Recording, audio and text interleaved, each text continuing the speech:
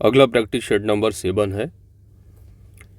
पहला प्रश्न है कि निम्नलिखित वाक्यांश के त्रुटिपूर्ण भाग का चयन करना है। यदि कोई त्रुटि ना हो तो ऑप्शन डी को चयन करना है। तो पढ़िए आप इसको। वीर सैनिक कहते हैं कि हम विद्रोही शत्रु का नाश करेंगे।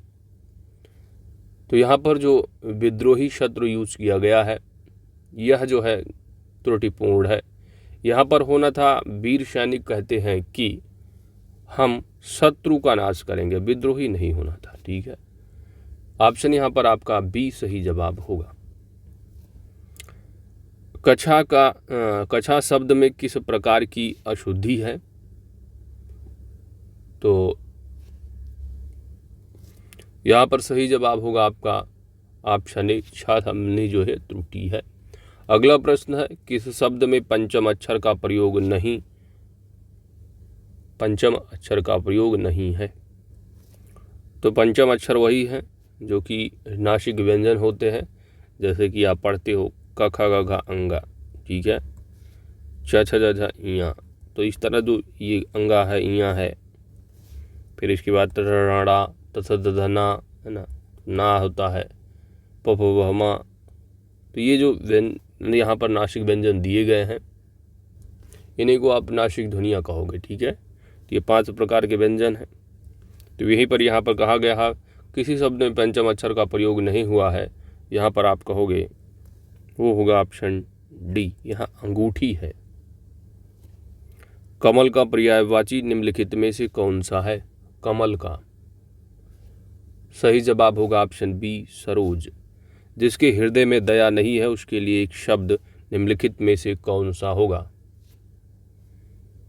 जिसके हृदय में दया नहीं है, निर्दय, ऑप्शन डी। महेश्वर्य का संधि विच्छेद निम्न में से कौन सा सही होगा? सही जवाब है ऑप्शन ए, महा प्लस ऐश्वर्य। दुर्गम का विलोम शब्द निम्नलिखित में से कौन सा है? दुर्गम का विलोम होगा सुगम। प्रारंभिक का विलोम शब्द बताना है। प्रारंभिक का विलोम शब्द होगा अंतिम।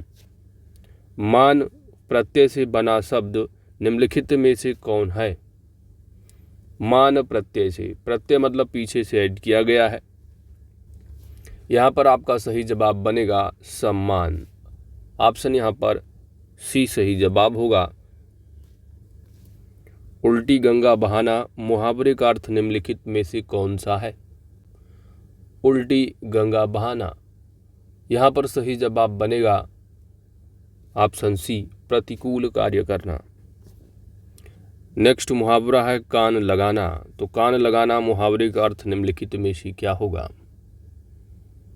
कान लगाना अर्थात ध्यान देना। ऑप्शन यहाँ पर ए सही जवाब है। वन शब्द का शुद्ध रूप निम्नलिखित में से कौन सा है?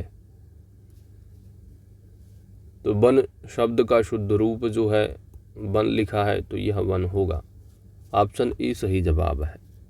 चक्रपाणी शब्द का सही जो विग्रह है वो आपको करना है। चक्रपाणी, तो चक्र है पाणी में जिसकी। ऑप्शन यहाँ पर आपका डी सही जवाब है। दिए गए विकल्पों में से गलत विकल्प को चिन्हित करें। गलत विकल्प को चिन्हित करें। तो इसमें जो 3 से भिन्न है वो है ऑप्शन डी, कर्मवीर। क्योंकि ये युद्धवीर, दानवीर और धर्मवीर ये सभी की सभी जो है वीर रस के भेद होते हैं, लेकिन कर्मवीर इसमें नहीं होगा। ऑप्शन डी सही जवाब है। गंगोर्मी में निम्नलिखित में से कौन सी संधि है? गंगोर्मी, यहाँ पर सही जवाब बनेगा ऑप्शन डी, गुण संधि। उसने टेढ़ी चाल चली वाक्य में कौन सा कारक है? उसने टेढ़ी चाल चली, उसने अर्थात कर्ता ने कर्म को, ठीक है, कर्ता ने, उसने। ऑप्शन यहाँ पर डी सही जवाब है। ने किस कारक का चिन्ह है? तो कर्ता ने। ऑप्शन ई सही जवाब है। भवानी शब्द का पुल्लिंग क्या है? भवानी शब्द का पुल्लिंग होगा भव। ऑप्शन डी सही जवाब है। निम्नलिखित में से कौन सा शब्द पुल्लिंग नहीं है? पुल्लिंग नहीं है। ऑप्शन ए सही जवाब है बनावट। बनावट एक स्त्रीलिंग शब्द है। निम्नलिखित वाक्यों में से किसमें बहुवचन का प्रयोग हुआ है? यहां पर सही जवाब बनेगा, देखो, लड़का कहता है लड़के ने कहा, लड़के ने लड़के से कहा, लड़के लड़के से कहते हैं, लड़के लड़के से कहते हैं। ऑप्शन यहाँ पर आपका सी सही जवाब बहुवचन है। संस्था शब्द का सामान्य बहुवचन क्या है? सही जवाब बनेगा इसका बहुवचन होगा संस्थाएं। Option B. राजा सेवक को, यहाँ पर डॉट आपको फिल करना है, कंबल देता है, वाक्य में रेखांकित पद में कौन सा कारक है? ठीक है, तो यहाँ पर रेखांकित जो है सेवक को, ठीक है, सेवक को।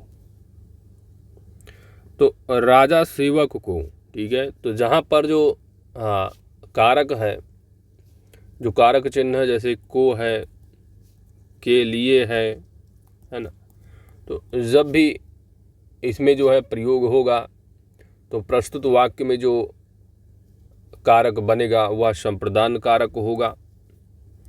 जैसे कि यहाँ पर दिया है राजा सेवक को कंबल देता है, तो प्रस्तुत वाक्य में जो राजा है वह सेवक के लिए कुछ कार्य कर रहा है, अर्थात क्या है, कंबल दे रहा है। तो यहाँ पर जो है आपका संप्रदान कारक होगा। ऑप्शन यहाँ पर सी सही जवाब है। साधुओं की संगति से बुद्धि सुधरती है, इस वाक्य में कौन सा कारक है? तो जब भी किसी वाक्य में किसी शब्द से क्रिया का बोध हो, ठीक है, तो वहां पर जो है सदैव आपका क्या होगा, वहां पर करण कारक होगा।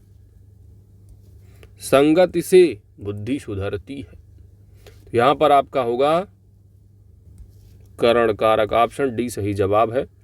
सीता सो रही थी, वाक्य का काल क्या होगा? सीता सो रही थी, तो एक तो सो रही थी, ठीक है, थी है तो यानी भूतकाल होगा। अब सो रही थी, सो चुकी तो थी नहीं, पूर्ण तो था नहीं, अपूर्ण होगा, तो अपूर्ण भूतकाल है। ऑप्शन सी सही जवाब है। अगला प्रश्न नंबर 25 है कि प्रत्यर्पण शब्द में कौन सा उपसर्ग है? प्रत्यर्पण शब्द में, तो यदि इसका आप संधि विच्छेद करोगे तो क्या लिखोगे? प्रति प्लस अर्पण,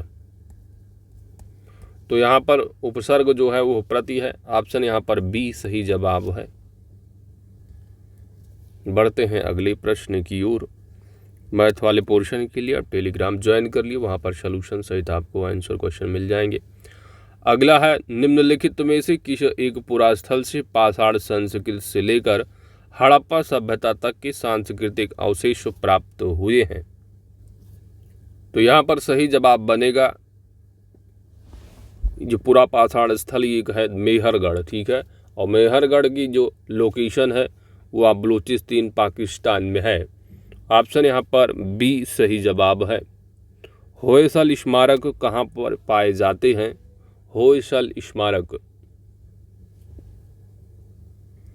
ऑप्शन यहाँ पर आपका बी सही जवाब है, हलेबीड और बेलूर में। गांधी जी दक्षिण अफ्रीका में कितने वर्ष रहे थे? गांधी जी दक्षिण अफ्रीका में कितने वर्ष रहे थे? तो यह 21 वर्ष। ऑप्शन यहाँ पर बी सही जवाब है। भारत छोड़ो आंदोलन के समय भारत का प्रधान सेनापति कौन था? यहाँ पर सही जवाब होगा ऑप्शन ए लॉर्ड वेवेल। निम्नलिखित हिमनदों में से कौन सा उत्तराखंड के कुमाऊं क्षेत्र में अवस्थित है? ऑप्शन यहाँ पर सी सही जवाब है मिलाम। भारत की किस प्रदेश की सीमाएं 3 देशों क्रमशः नेपाल, भूटान एवं चीन से मिलती है? तो वह प्रदेश होगा Sikkim. Option D. The great leap forward policy की कारण भूखमरी से लाखों लोगों की मृत्यु हुई थी? किस कंट्री में? The great leap forward policy. यहाँ पर सही जवाब बनेगा चाइना में, ऑप्शन सी। उत्तरी अमेरिका की सुपीरियर झील का क्षेत्र प्रसिद्ध है, किस लिए प्रसिद्ध है? उत्तरी अमेरिका की सुपीरियर झील का क्षेत्र, यहाँ पर सही जवाब बनेगा लौह अयस्क भंडार के लिए, ऑप्शन यहाँ पर ए सही जवाब है। वायुमंडल में प्रकाश की विसरण का कारण क्या है?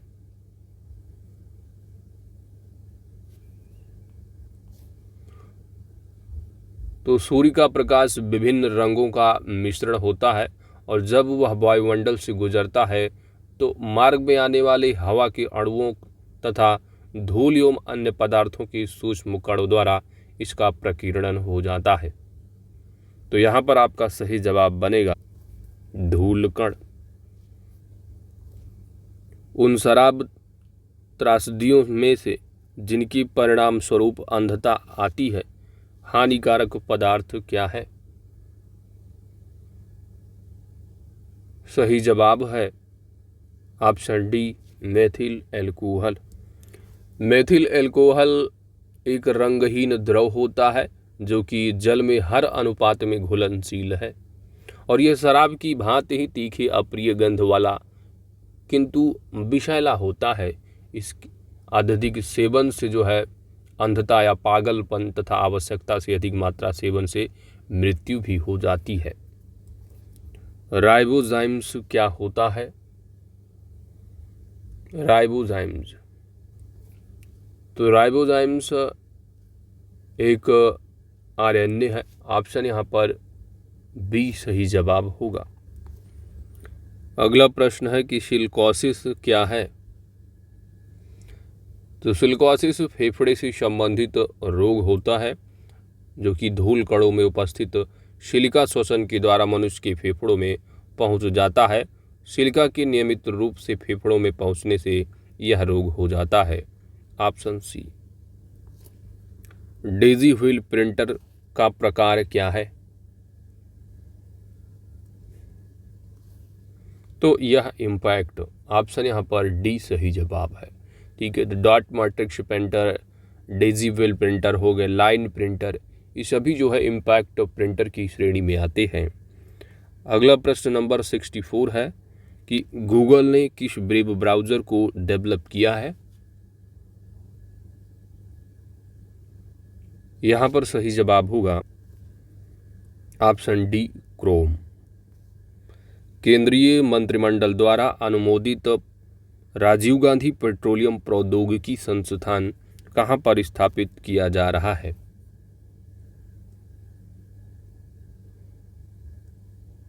तो नाम से ही यह मालूम चल रहा होगा, राजीव गांधी पेट्रोलियम, तो वह इनका रीजन होगा अमेठी रायबरेली में से कुछ हो सकता है, आप गेस करोगे। यहाँ पर आपका सही जवाब बनेगा अमेठी जनपद, ऑप्शन यहाँ बी सही जवाब है। निम्नलिखित में से कौन उत्तर प्रदेश के मुख्यमंत्री नहीं हैं? तो गोविंद बल्लभ पंत जो कि सबसे पहले मुख्यमंत्री रहे हैं उत्तर प्रदेश के, और टीएन सिंह भी यूपी के सीएम रह चुके हैं, राम नरेश यादव भी रह चुके हैं, लेकिन जो नित्यानंद स्वामी है यह उत्तर प्रदेश के मुख्यमंत्री नहीं है, जबकि यह उत्तराखंड के पहले मुख्यमंत्री हैं जो कि 9 नवंबर 2000 से लेकर के 29 अक्टूबर 2001 तक जो है वहाँ की मुख्यमंत्री रहे। तो ऑप्शन यहाँ पर आपका सी सही जवाब है। राजीव गांधी नेशनल पार्क का लोकेशन आपको बताना है, कहाँ पर है? राजीव गांधी नेशनल पार्क, जिसको कि नागरहोल नेशनल पार्क के नाम से भी जाना जाता है, तो यह जो स्थित है वह कोडागु और मैसूर डिस्ट्रिक्ट यानी कर्नाटक में। तो ऑप्शन यहाँ पर आपका डी सही जवाब होगा। तो नागरहोल नेशनल पार्क पूछा जाता, यह राजीव गांधी दोनों नाम एक मतलब नाम जो है वो अलग अलग हैं, लेकिन एक ही नेशनल पार्क है जिनको दो नाम। तो नागरहोल पूछा जाए या राजीव गांधी, आपको लगाना है कर्नाटका। धारणीय विकास किसके उपयोग के संदर्भ में अंतर पीढ़ीगत संवेदनशीलता का विषय है?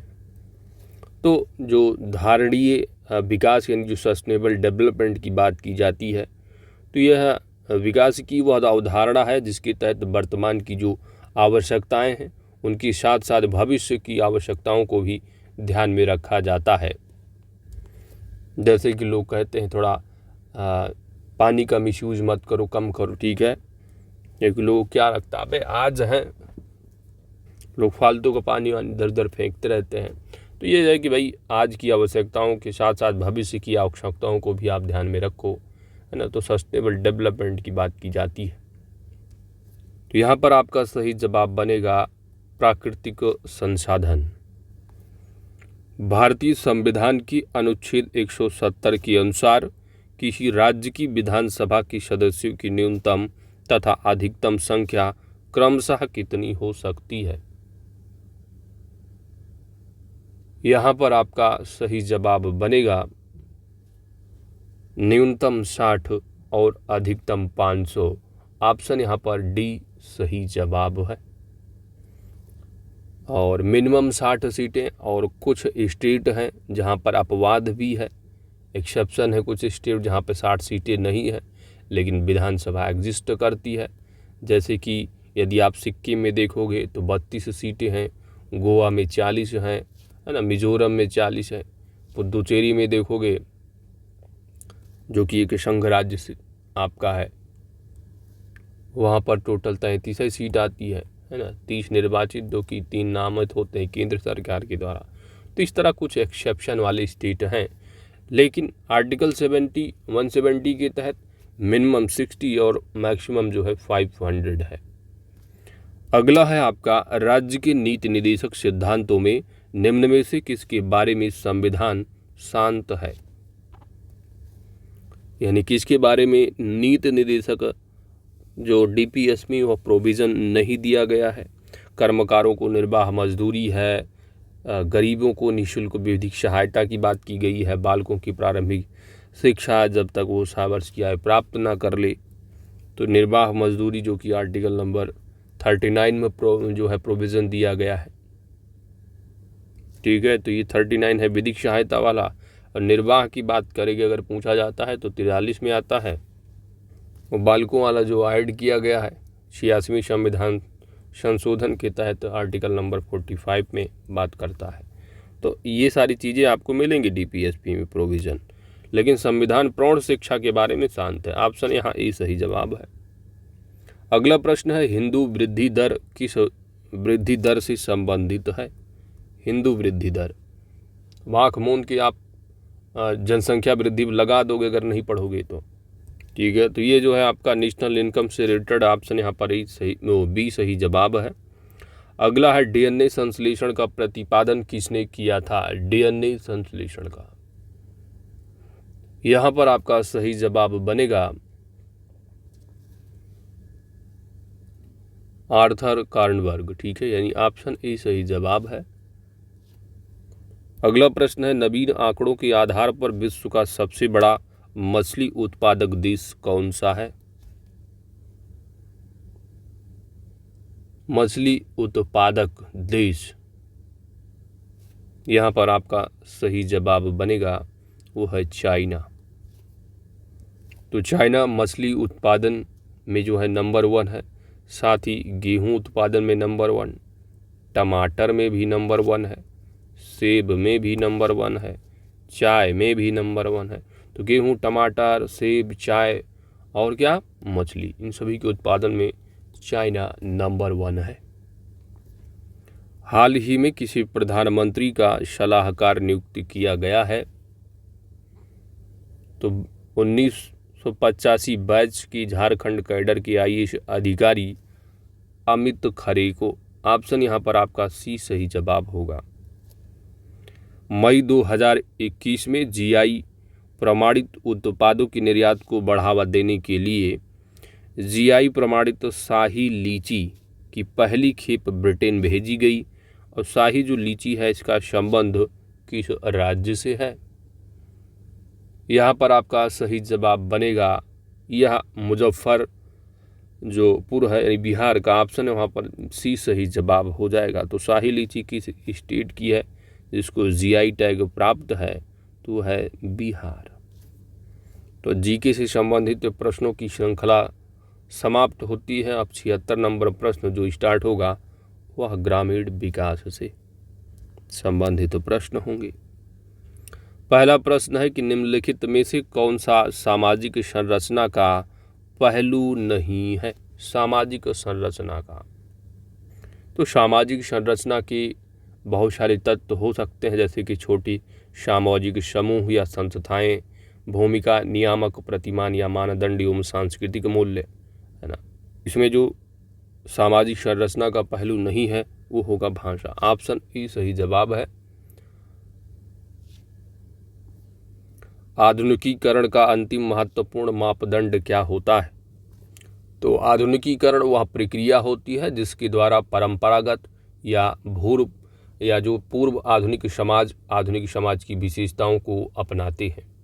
आधुनिकीकरण का अंतिम जो महत्वपूर्ण मापदंड है वो है औद्योगिकीकरण। Option D. वर्तमान भारत में पंचायती राज कैसी अवधारणा है? राजनैतिक है, आर्थिक है, शैक्षणिक है या धार्मिक है? तो वर्तमान भारत में पंचायती राज एक राजनैतिक अवधारणा है। ऑप्शन यहाँ पर ए सही जवाब होगा। भारत में पंचायती राज पर विचार के लिए बलवंत राय मेहता समिति का गठन जो कि 1957 ईस्वी में किया गया था और उसी रिपोर्ट के आधार पर जो है ये गठन किया गया है। लोकतांत्रिक अवधारणा को स्वीकार करते हुए राजस्थान जो कि नागौर डिस्ट्रिक्ट रहा है 2 अक्टूबर 1959 को जवाहरलाल नेहरू के द्वारा जो है शुरू किया गया था। ये सारी चीज़ें डिटेल में ऑलरेडी पढ़ चुकी हो। क्षेत्रीय विस्तार की आरोही क्रम में कौन सही है? तो जो बलवंत राय मेहता समिति के अकॉर्डिंग आप पढ़े हो, ग्राम पंचायत, इसके बाद खंड विकास समिति, फिर जिला परिषद होगा। यहाँ पर आपका सही जवाब बनेगा ऑप्शन बी। किसने कहा है कि जहाँ जीवन है वहीं समाज है? किसने कहा है ये? तो मैकाइवर एवं पेज ने। ऑप्शन यहाँ पर आपका ए सही जवाब होगा। किसी समूह द्वारा कार्यकलापों का संपन्न करने की अभ्यस्त तरीके को क्या कहते हैं? उसको कहा जाता है प्रथा। Option D. किसने भारतीय गांव को लघु गणतंत्र कहा है?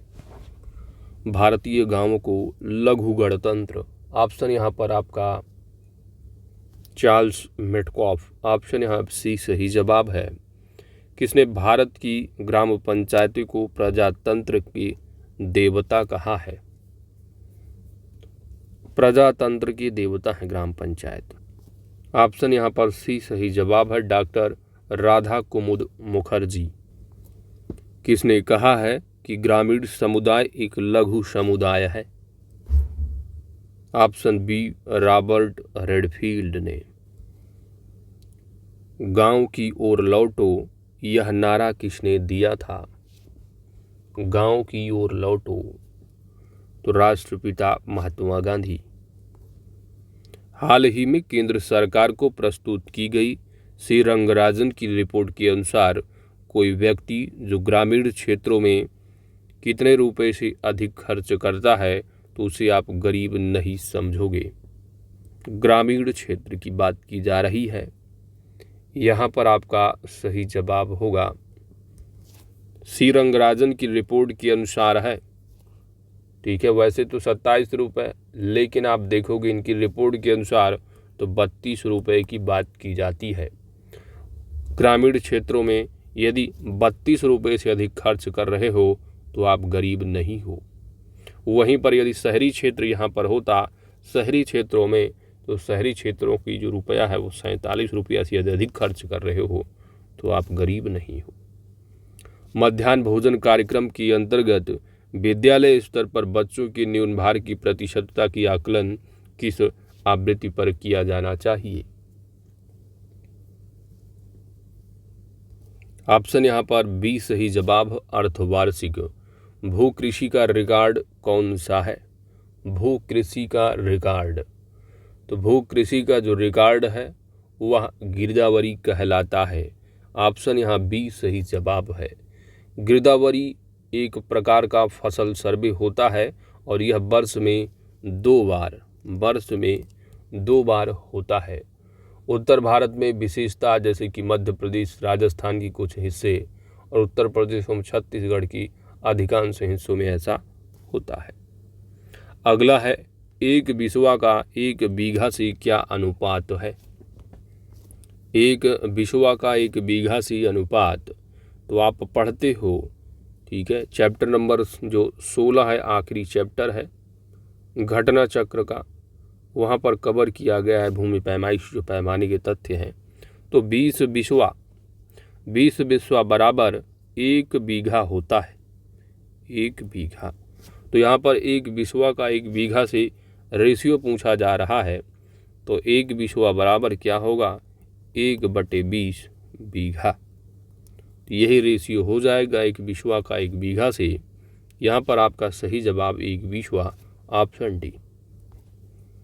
जिला अस्पतालों के लिए भारतीय लोक स्वास्थ्य मानक दिशा निर्देश 2012 के अनुसार 10 लाख जनसंख्या वाले प्रत्येक जिले के अस्पतालों में कम से कम कितने बिस्तर होने चाहिए? कम से कम 300 बिस्तर, ऑप्शन बी। एक ग्राम पंचायत में ग्राम वार्डों से चुने हुए कितने सदस्य होते हैं जिन्हें पंच कहा जाता है?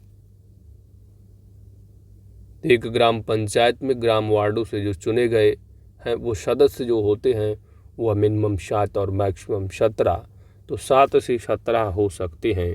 ऑप्शन यहाँ पर आपको सी जो है वो सही जवाब मिल जाएगा। जिन्होंने अंकित भाटी सर की बुक को कवर किया होगा वह 5 से 20 दिए हैं, जो कि गलत है, ठीक है। 7 से 17 ही होते हैं और ऐसे प्रश्न एग्जाम में पूछे जा चुके हैं। अगला है, निम्नलिखित में से कौन से 2 जुताई के प्राथमिक उपकरण हैं? प्राथमिक उपकरण पूछा जा रहा है, तो जुताई के जो प्राथमिक उपकरण हैं जैसे कि मोल्ड बोर्ड है, डिस्क हल है, रोटरी टिलक है, कल्टीवेटर है, छेनी हल है और सब शाइलर यानी कि जो मृदा कुदाल है, ये सभी के सभी जो है वो प्राथमिक उपकरण होते हैं। जबकि जो डिस्क हैरो होते हैं वो आपकी द्वितीयक उपकरण में आते हैं। तो डिस्क हैरो यहाँ दिया है, यहाँ दिया है, यहाँ दिया है, तो ये आपकी गलत हो गए। तो मृदा कुदाल, सबशाइलर और मोल्ड बोर्ड हल, ये सभी जो है प्राथमिक उपकरण है। ऑप्शन ए सही जवाब। सिंचाई में जल प्रयोग की कुशल मितव्ययता के अनुसार कौन सी प्रणाली श्रेयस्कर है? यहाँ पर आपका सही जवाब होगा टपक सिंचाई, या आप जिसको कि ड्रिप प्रणाली भी कहोगे, ड्रिप इरिगेशन। ऑप्शन यहाँ पर आपका डी सही जवाब होगा, ठीक है। तो जो ड्रिप प्रणाली है, ड्रिप इरिगेशन या इसे टपक सिंचाई भी कहोगे, तो सिंचाई की एक विशेष विधि होती है जिसमें पानी की बचत होती है और इस विधि में पानी को पौधों की जड़ों पर बूंद बूंद करके जो है वो टपकाया जाता है। इस कार्य के लिए वाल्व, पाइप, नालियाँ तथा अमीटर का नेटवर्क लगाना पड़ता है और इसे टपक सिंचाई या बूंद बूंद सिंचाई भी कहते हैं। जबकि ये जो फरो प्रणाली है ना, ये फरो जो सिंचाई है यह कुंड सिंचाई से संबंधित है, कुंड सिंचाई से, कुंड कुआं वगैरह। तो यहाँ पर ड्रिप आपका सही जवाब है।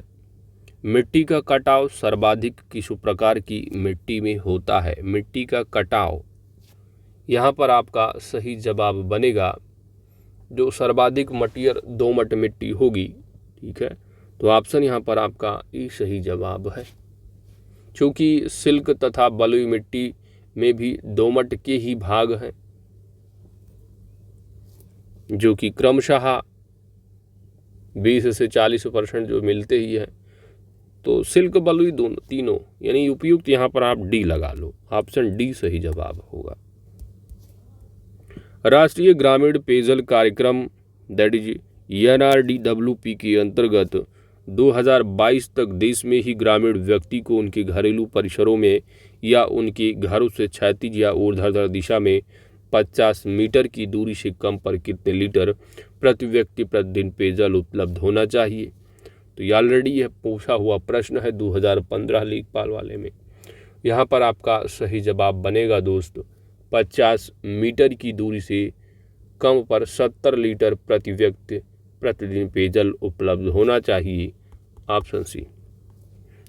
वित्त वर्ष 2022-23 में केन बेतवा लिंक परियोजना के कार्यान्वयन के लिए कितने करोड़ रुपए के परिव्यय का प्रावधान किया गया है। तो घटना चक्र दृष्टि में यह डिटेल में दिया गया है। केन बेतवा लिंक परियोजना में तहत कौन कौन से स्टेट हैं, जिस जिले कौन से हैं लाभान्वित होने वाले। घटना चक्र दृष्टि जिसका PDF टेलीग्राम पर पड़ा हुआ है, आप उसको अच्छे से कवर करिएगा। यहाँ पर आपका सही जवाब बनेगा 1400 करोड़ रुपए, ऑप्शन ए। कौन से शास्त्रीय नृत्य का उत्तर प्रदेश में उद्भव हुआ है। तो उत्तरी भारत का गौरव कहे जाने वाले कथक नृत्य